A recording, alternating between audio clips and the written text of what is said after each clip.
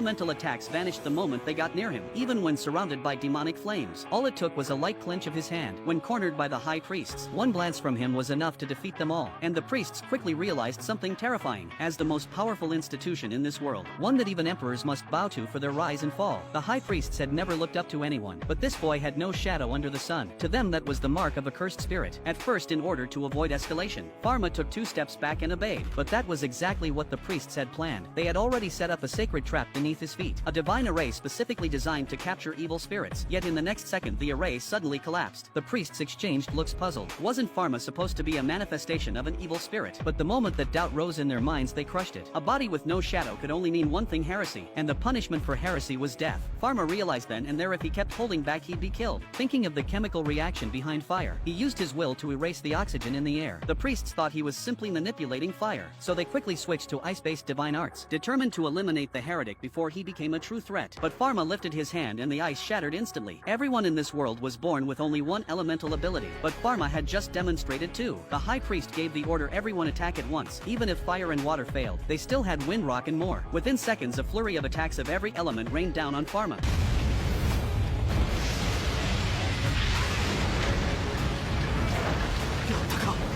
As the smoke began to clear, Pharma's patience finally ran out. When the priests tried to activate a defensive barrier, it was too late. One look from Pharma and they all dropped to the ground powerless. And the scariest part, something massive was still hanging above their heads. Only then did the high priest